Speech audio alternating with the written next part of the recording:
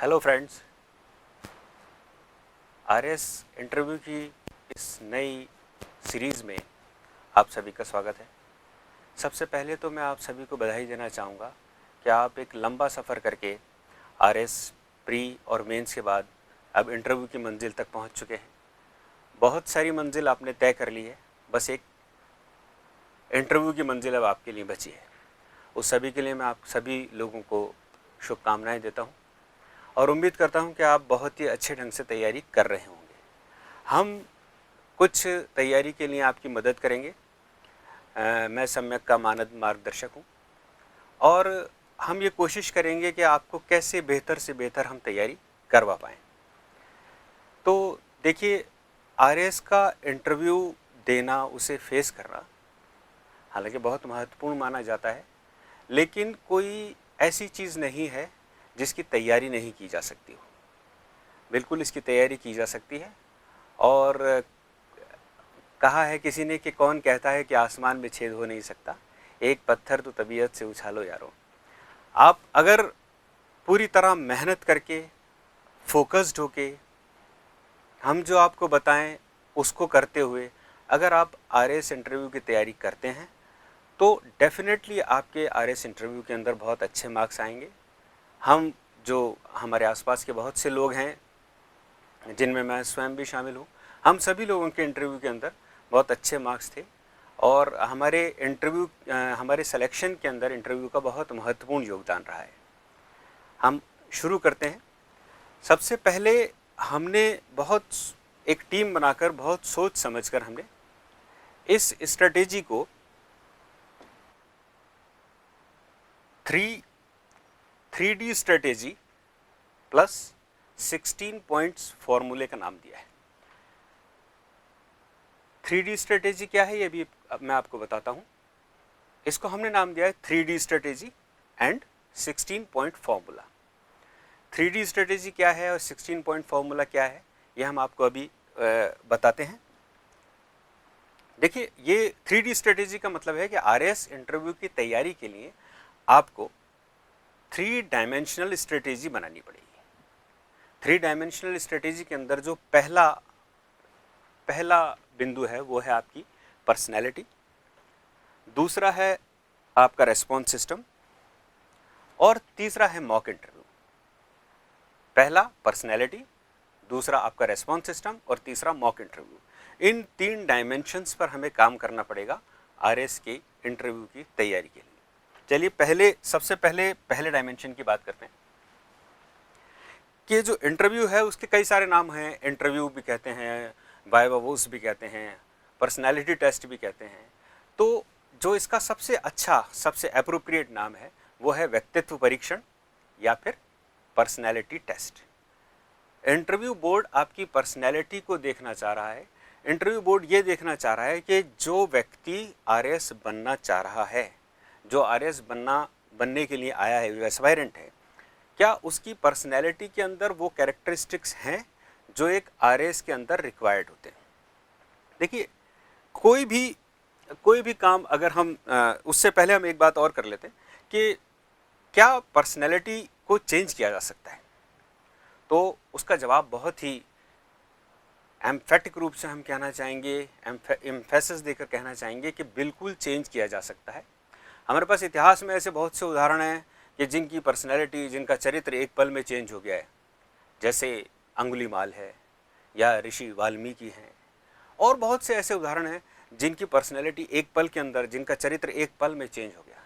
हम आपको एक पल में चेंज होने के लिए नहीं कह रहे हैं, लेकिन फिर भी हम ये कह रहे हैं कि अगर हम मेहनत करें, अगर हम ढंग से तैयारी करें, अगर हम फोकस्ड होकर तैयारी करें, तो हमारा जो पर्सनैलिटी है, जो हमारी पर्सनैलिटी है, उसमें सुधार किया जा सकता है, परिष्करण किया जा सकता है, रिफाइनमेंट किया जा सकता है। तो सबसे पहले ये गांधी जी ने भी कहा है कि जो भी आप समाज में चेंज लाना चाहें, वो सबसे पहले आप अपने कैरेक्टर में, पर्सनैलिटी में चेंज लेकर आएँ। तो आइए सबसे पहले हम देखते हैं कि 3 डायमेंशन ऑफ जो पर्सनैलिटी है उसके फिर 3 डायमेंशन होते हैं। पर्सनैलिटी के 3 डायमेंशन होते हैं, जिनमें पहला डायमेंशन है कैरेक्टर। क्योंकि हम अभी इंट्रोडक्टरी वीडियो बना रहे हैं, इसलिए पहले मैं आपको एक ब्रॉडर आउटलाइन समझाऊंगा, फिर हम हर एक छोटे पॉइंट के ऊपर वीडियो बनाएंगे अलग से। तो पर्सनैलिटी के 3 पार्ट हैं। पहला पार्ट है कैरेक्टर।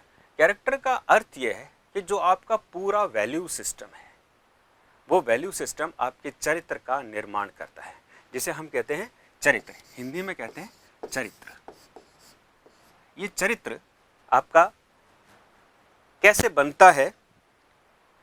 जो जिस तरह आपका परिवार, आपकी संस्कृति, आपका धर्म, आपका देश और आपकी स्वयं की सोच, इन सब से मिलकर एक आपका वैल्यू सिस्टम तैयार हुआ है, और उस वैल्यू सिस्टम से आपकी पर्सनैलिटी का एक अंग बन गया है, वो चरित्र आपका अंग बन गया है। अब हम बात कर रहे हैं परिवर्तन की, तो हम पहले ही बात कर चुके हैं कि बिल्कुल परिवर्तन किया जा सकता है, चरित्र में भी परिवर्तन हो सकता है। वो कैसे होगा, परिवर्तन कैसे किया जाएगा, ये हम आगे आने वाले वीडियोज़ में बात करेंगे कि वो क्या तरीका हो जिससे हम परिवर्तन ला सकें। दूसरा बिंदु है, चलिए कैरेक्टर का एक पॉइंट रहे, जैसे इंटीग्रिटी भी एक चरित्र का पार्ट है आपके, जैसे डिसिप्लिन आपके चरित्र का पार्ट है, आपका विर्चुअस एटीट्यूड आपके चरित्र का पार्ट है। दूसरी बात, जो आपकी पर्सनैलिटी है उसका जो सेकंड डायमेंशन है वो ये है कि आपका बिहेवियर कैसा है। बिहेवियर, ओवरऑल बिहेवियर का ताल्लुक दूसरे लोगों से होता है। कैरेक्टर का बहुत सा ताल्लुक, ज़्यादातर ताल्लुक आपके स्वयं के अंदर के वातावरण से होता है, आपके वैल्यू सिस्टम से होता है। बिहेवियर का ताल्लुक बाहरी लोगों से आपके संपर्क से है, जैसे कम्युनिकेशन बिहेवियर का पार्ट है, इंटरपर्सनल स्किल बिहेवियर का पार्ट है। लेकिन बिहेवियर का एक पार्ट और भी है, जितना भी मैनेजमेंट का पार्ट है वो सब बिहेवियर का पार्ट है, वो हम आगे बात करेंगे कैसे है। जैसे हम बात करें टाइम मैनेजमेंट, तो वो बिहेवियर का पार्ट है। तो टाइम मैनेजमेंट आपके बिहेवियर का पार्ट होते हुए आपकी पर्सनैलिटी का पार्ट हो गया। हमने बात की पर्सनैलिटी के 3 ट्रेट्स हो गए, तीन डायमेंशन हो गए। पहला हो गया कैरेक्टर, दूसरा हो गया आपका बिहेवियर, और तीसरा पार्ट जो है वो है एटीट्यूड। एटीट्यूड का क्या मतलब है? एटीट्यूड का मतलब है कि आपका जीवन के प्रति, आपका समस्याओं के प्रति नज़रिया क्या है। जैसे हम वो बात करते हैं कि कोई ग्लास आधा खाली है या आधा भरा हुआ है, कि आपका नज़रिया सॉल्यूशन ओरिएंटेड है या आपका नज़रिया प्रॉब्लम ओरिएंटेड है। जैसे मैं आपको उदाहरण देता हूँ कि मान लीजिए कोई ग्लास, कांच का ग्लास टूट गया किसी घर में, तो कोई व्यक्ति तो ऐसा होगा जो ये चाहेगा कि जिसने ग्लास तोड़ा है सबसे पहले उसको ढूंढ के उसको पनिश किया जाए, उसको सज़ा दी जाए। लेकिन जिसका दिमाग सॉल्यूशन ओरिएंटेड होगा, जो सेंसिटिव होगा, वो क्या सोचेगा कि सबसे पहले ये देखा जाए कि ये कांच जो टूटा है ये किसी के चोट नहीं लग जाए, तो हम सबसे पहले इस कांच को उठा के कहीं रख दें। ये एक हमारा दिमाग के 2 तरीके हैं, सॉल्यूशन ओरिएंटेड होता है या प्रॉब्लम ओरिएंटेड होता है। ये 3 आपके डायमेंशन हैं आपकी पर्सनैलिटी के। अब there must be perfect coordination between the requirement of job and your personality. इसका मतलब क्या है? इसका मतलब ये कि जब भी आप कोई जॉब के लिए कहीं जाते हैं, कोशिश करते हैं, तो आपके जॉब के कुछ रिक्वायरमेंट्स होती हैं, जॉब की कुछ रिक्वायरमेंट्स होती हैं, सॉरी, कुछ रिक्वायरमेंट जॉब की होती हैं जिसके तहत हम ये देखते हैं कि ये जॉब इसलिए किया जा रहा है, ये इसकी जॉब की ये रिक्वायरमेंट। जैसे मान लीजिए कोई सिक्योरिटी गार्ड का इंटरव्यू है, तो सिक्योरिटी गार्ड के इंटरव्यू में हम क्या देखेंगे? उसमें हम ये देखेंगे कि जो इंटरव्यू देने आया है वो फिज़िकली कितना फिट है, क्या वो रात को जाग सकता है, क्या वो भाग सकता है। हम सिक्योरिटी गार्ड के इंटरव्यू की कुछ रिक्वायरमेंट्स को तय करके बैठे हैं कि ये रिक्वायरमेंट होगी, इस रिक्वायरमेंट पे जो खरा उतरेगा उसका सिलेक्शन हो जाएगा। तो आरएस के इंटरव्यू के लिए भी कोई ना कोई रिक्वायरमेंट्स होंगी।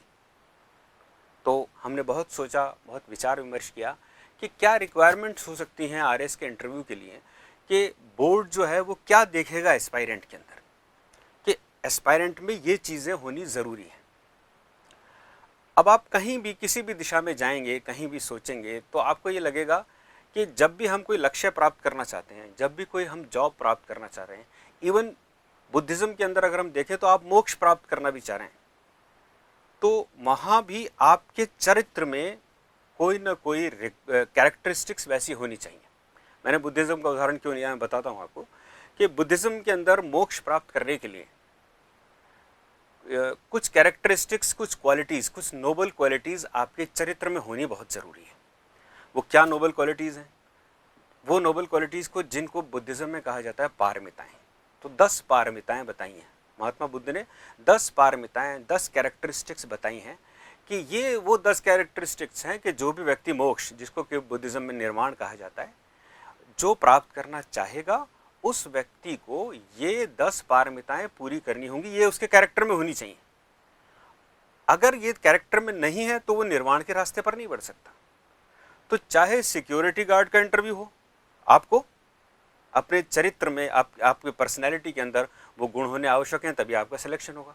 और यहाँ से शुरू करके आप मोक्ष तक चले जाइए, अगर आपको निर्वाण प्राप्त करना है तो वहाँ भी आपके चरित्र में 10 कैरेक्टरिस्टिक्स, जिन्हें महात्मा बुद्ध पारमिताएं कह रहे हैं, जैसे दान एक पारमिता है, जैसे सेवा एक पारमिता है, जैसे शील एक पारमिता है। आप ऐसे समझिए इसको कि 10 घड़े हैं, वो 10 घड़ों के अंदर पानी भरेगा, हर एक घड़े के अंदर पानी भरना ज़रूरी है, तभी आप उस योग्य होंगे। तो हमने बहुत विचार विमर्श करके, बहुत सोच समझ के आरएएस के एस्पायरेंट के लिए 16 बिंदु चुने हैं। अब ये 16 बिंदु हम कहाँ से लेके आए वो मैं बताना चाह रहा हूँ आपको कि जो राजस्थान सरकार है वो अपनी जो APAR भरवाती है, हर साल हर अधिकारी को APAR भरनी होती है, एनुअल परफॉर्मेंस अप्रेजल रिपोर्ट। उस में 6 बिंदु हैं ऐसे जो हमारे मूल्यांकन का आधार होते हैं, अधिकारियों के मूल्यांकन का आधार होते हैं। इवैल्यूएशन उन 6 बिंदुओं के आधार पर किया जाता है। राजस्थान सरकार जो APAR भरवाती है उसमें 6 बिंदुओं के आधार पर मूल्यांकन किया जाता है। वो 6 बिंदु हमारे चरित्र का, हमारी पर्सनैलिटी का अंग होने चाहिए, उसी के आधार पर आपकी मतलब एक तरह से मार्किंग की जाती है। तो उनमें पहला बिंदु जो है वो है कार्य परिणाम। उनमें पहला बिंदु है कार्य परिणाम। पहला बिंदु है कार्य परिणाम। कार्य परिणाम का मतलब क्या है? इस कार्य परिणाम का ताल्लुक है आपका मैनेजमेंट एबिलिटी से। इसके लिए हम अलग से आपको समझाएंगे। आप एक बार समझ लीजिए कि आउटपुट का मतलब यह है कि जो भी आपको लक्ष्य दिए जाएं, लक्ष्य 2 तरह के होते हैं, फिजिकल टारगेट्स होते हैं और फाइनेंशियल टारगेट्स होते हैं।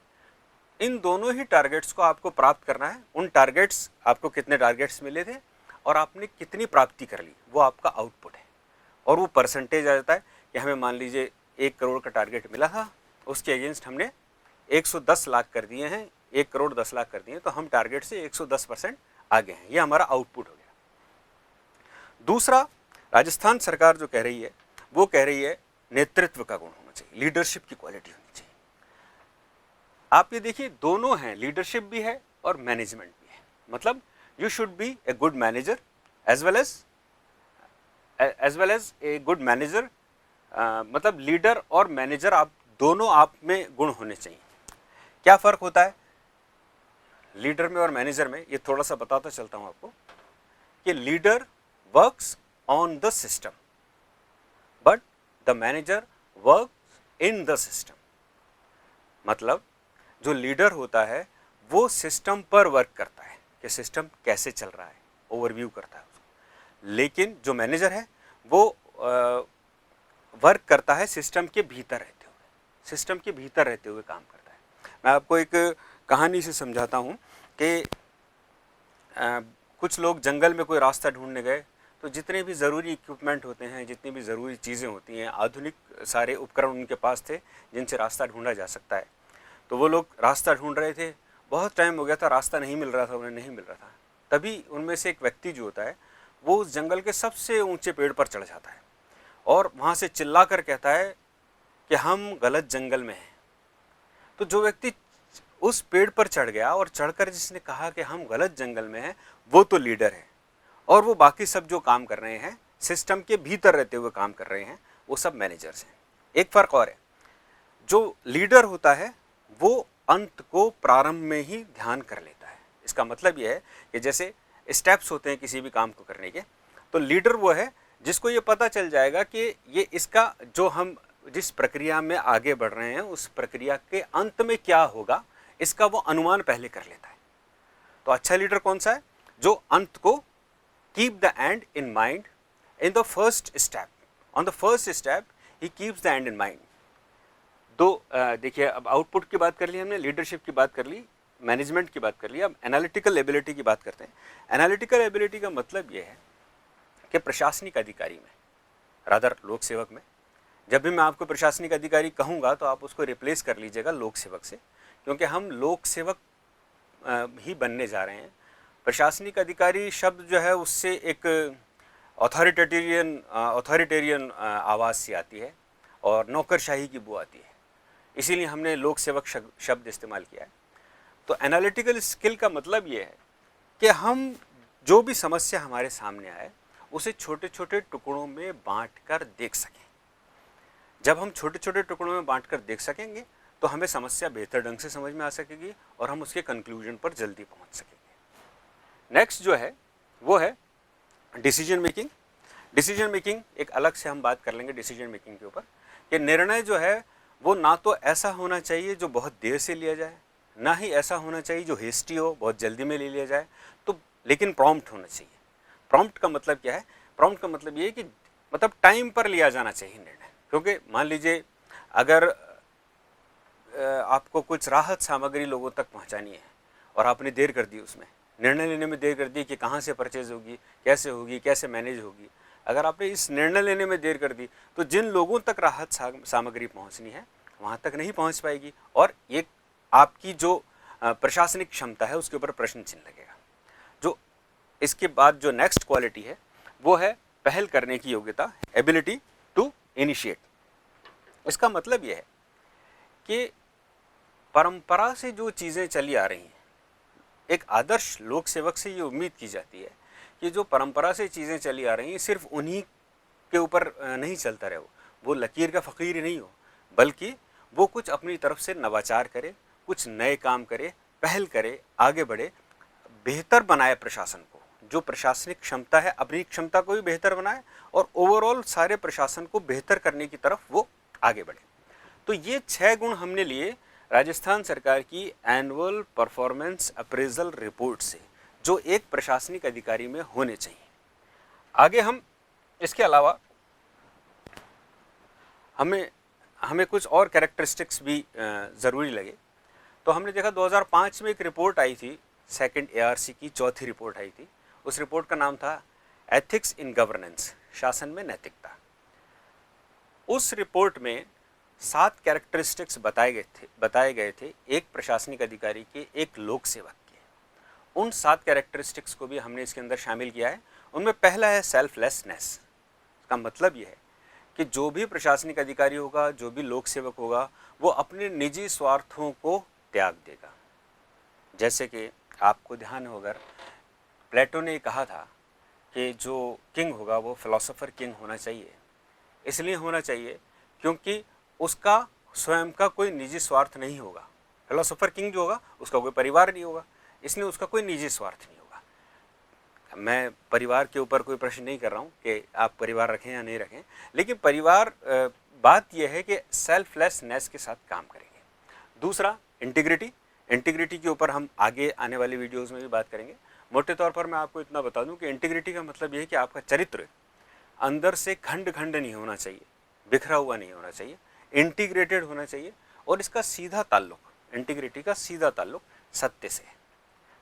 सत्य से इसका सीधा ताल्लुक है।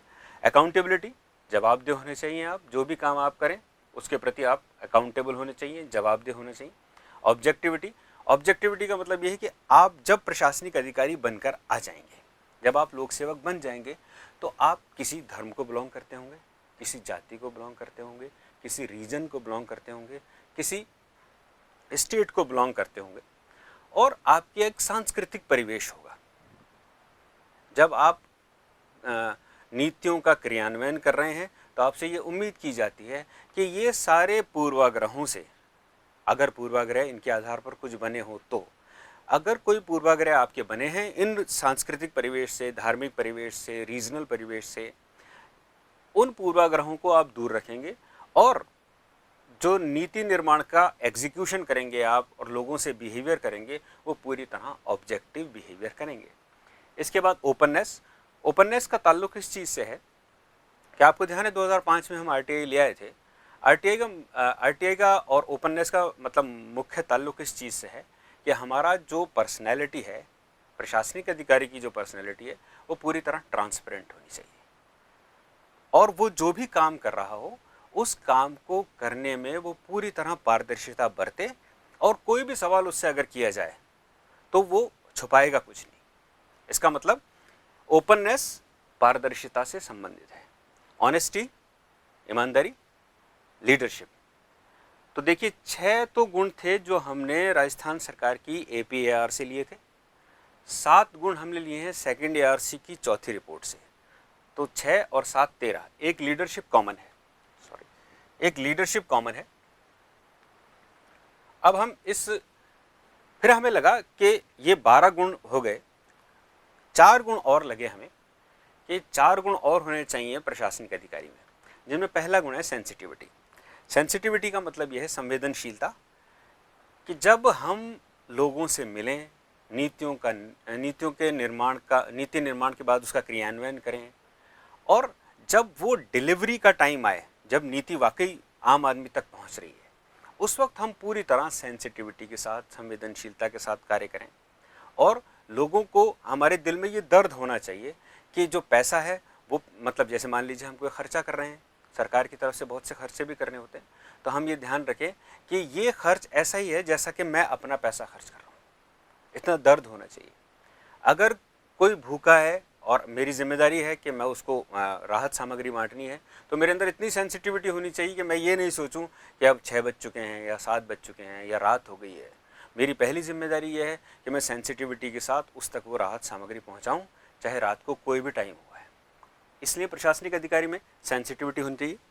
रेस्पॉन्सिवनेस दूसरा गुण है। रेस्पॉन्सिवनेस का मतलब यह है कि आप जो भी आपसे प्रश्न किए जाएं या जो भी आप आम आदमी आकर आपसे कोई दरियाफ्त करे, कोई प्रार्थना पत्र दे, तो उस प्रार्थना पत्र के डिस्पोजल का कोई टाइम होना चाहिए और वो क्विक होना चाहिए। इसका मतलब आपके अंदर एक गुण होना चाहिए कि आप रेस्पॉन्सिव हो।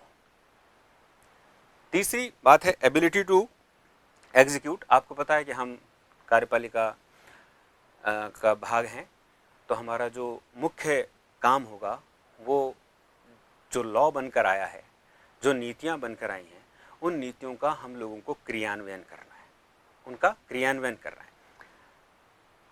तो क्रियान्वयन के अंदर अपनी कुछ बाधाएं भी होती हैं, अपनी कुछ चुनौतियां होती हैं। तो आपके अंदर वो सब गुण होने चाहिए जो किसी भी नीति को एग्जीक्यूट करने में ज़रूरी होती है। अगला चौथा बिंदु है ओबीडियंस। ओबीडियंस किसी प्रशासनिक अधिकारी का गुण माना जा सकता है, हालांकि ये विवादित भी हो सकता है। इसके बारे में हम थोड़ा सा आगे बात करेंगे।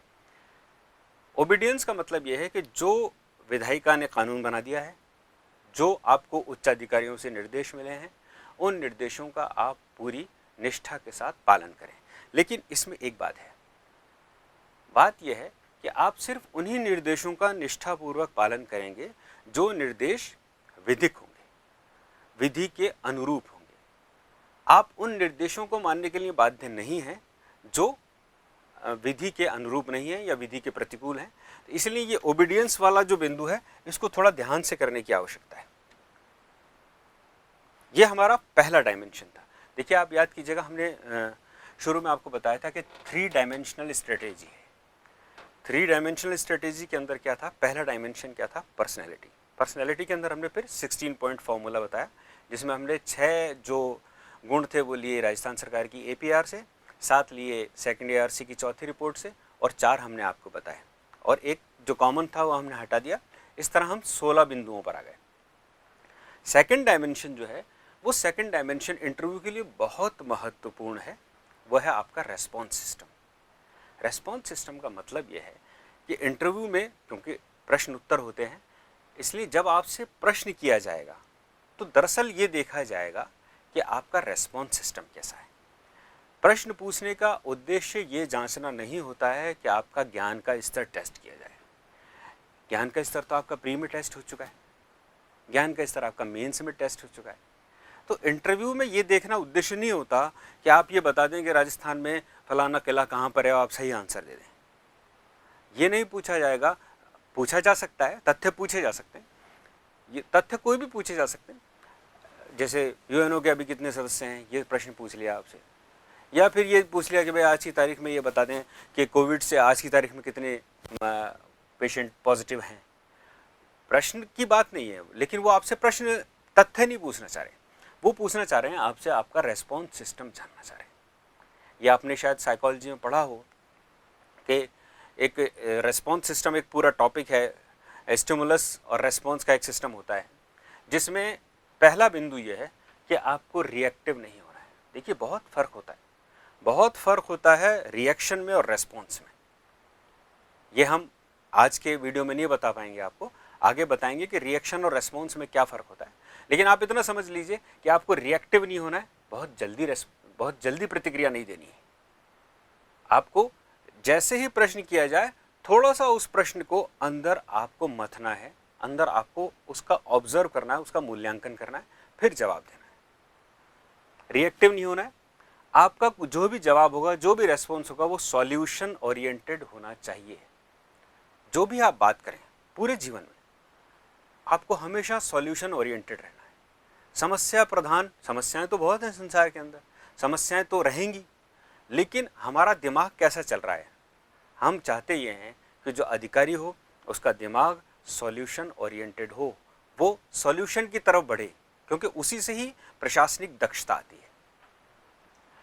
तीसरी बात यह है कि आपका जो रेस्पॉन्स होगा वो कैसा होना चाहिए। जब भी आपसे कोई प्रश्न किया जाए, जैसे आपसे कोई प्रश्न किया जाए कि बताइए कि एनकाउंटर जो हैं वो होने चाहिए या नहीं होने चाहिए, तो आप, या आपसे प्रश्न किया जाए बताइए सामान्य नागरिक संहिता होनी चाहिए या नहीं होनी चाहिए, तो आपका सबसे पहले दिमाग में अपना सांस्कृतिक परिवेश, कोई अखबार, कोई एडिटर, ये नहीं आना चाहिए। सबसे पहले आपके दिमाग में आना चाहिए कि भारत का संविधान उस बिंदु पर क्या कह रहा है। उस बिंदु के ऊपर भारतीय संविधान की, भारतीय विधि की क्या कोई, जैसे मान लीजिए हॉर्स ट्रेडिंग के ऊपर कोई बातचीत चली, तो आपको एंटी डिफेक्शन लॉ पता होना चाहिए कि भारत का संविधान क्या कह रहा है, क्या कॉन्स्टिट्यूशनल अमेंडमेंट हुए। तो लीगल फ्रेमवर्क आपको उस बिंदु का पता होना अत्यंत आवश्यक है। जैसे मान लीजिए हम आगे चलकर कुछ डिस्कस करना चाहेंगे सुसाइड के ऊपर, या डिस्कस करना चाहेंगे इच्छा मृत्यु के ऊपर, या कैपिटल पनिशमेंट के ऊपर, तो आपको ये पता होना चाहिए कि इस बिंदु के ऊपर अभी भारत का संविधान, भारत की विधि क्या कह रही है। तो आपका स्टैंड कैसा होना चाहिए, लीगल, आपका स्टैंड होना चाहिए क्लियर, साथ साथ आपका स्टैंड फर्म होना चाहिए। फर्म का मतलब यह है कि जैसे ही कोई आप स्टैंड लेंगे, इंटरव्यू बोर्ड कोशिश करेगा, उधर से कर सकता है कि वो उसका उल्टा कुछ बोले, ताकि उस जैसे वो आपसे उलट कुछ बोलते हैं, आपके ऑपोजिट बोलेंगे, तो आप उनकी बात पर हाँ कर देते हैं। अगर इसका मतलब यह है कि आपने अपना स्टैंड को फर्म नहीं बनाया है, आपका स्टैंड फर्म नहीं है। ये मैं आप जिद करने की बात नहीं कह रहा हूँ कि आप इंटरव्यू बोर्ड से कोई जिद करने लग जाएं, ये परिस्थितियों पर डिपेंड करता है, लेकिन आपका स्टैंड फर्म होना चाहिए, वो किन्हीं आधारों पर खड़ा हुआ होना चाहिए। जैसे मान लीजिए आप ये कहने लगें कि साहब कैपिटल पनिशमेंट तो बहुत होना ही चाहिए, इसके बिना तो अपराध रुक नहीं सकता, तो इंटरव्यू बोर्ड का कोई मेंबर अगर आपको ये कहे कि फिर सुधार की सारी संभावनाएं ख़त्म हो जाती हैं। कैपिटल पनिशमेंट जब हमने दे दिया किसी को, तो उस व्यक्ति में सुधार की संभावनाएं ख़त्म हो गई, तो हम ये मान के चल रहे हैं क्या कि व्यक्ति उस लेवल पर पहुंच सकता है जहाँ सुधार की कोई संभावना नहीं है। तो अब आप ये सोच में पड़ गए कि मैं आगे क्या जवाब दूँ, तो आप उनकी बात पर हाँ कह दिया आपने कि हाँ सर आप सही कह रहे हैं, तो इंटरव्यू बोर्ड ये सोचेगा कि ये अपने स्टैंड पर टिका हुआ नहीं है, फर्म नहीं है।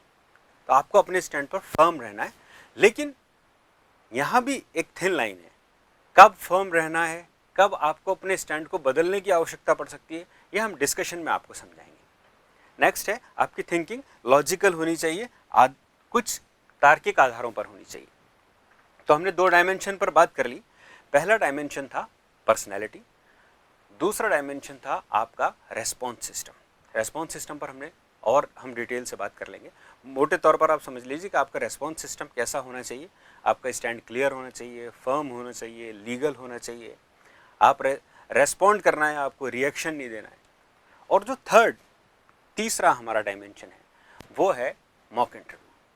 मॉक इंटरव्यू से पहले हम ये चाहते हैं कि जो भी स्टूडेंट हैं उनकी पर्सनल काउंसलिंग होनी चाहिए। उनकी पर्सनल काउंसलिंग होनी चाहिए। उनकी पर्सनल काउंसलिंग होनी चाहिए। पर्सनल काउंसलिंग का मतलब ये है कि बच्चे से, जो अभ्यर्थी है उससे हम आमने सामने बैठकर उसके चरित्र के बारे में कुछ जानें, कुछ समझें, उसको बोलने का मौका दें।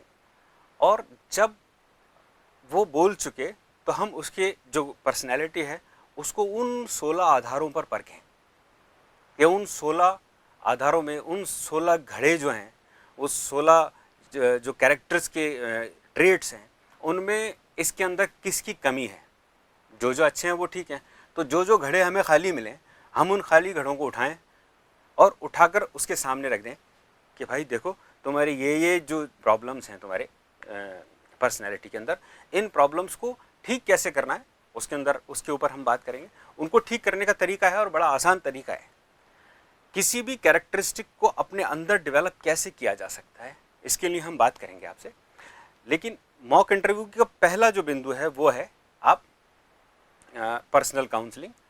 पर्सनल काउंसलिंग के बाद हम कोशिश करेंगे कि आपको खुद इंटरव्यू बोर्ड का सदस्य बना दें, ताकि आप दूसरों से प्रश्न कर सकें और ये समझ सकें कि ये इस तरह जब सामने कोई अभ्यर्थी बैठा हो तो उससे क्या प्रश्न किया जा सकता है, क्या संभावित प्रश्न बनते हैं।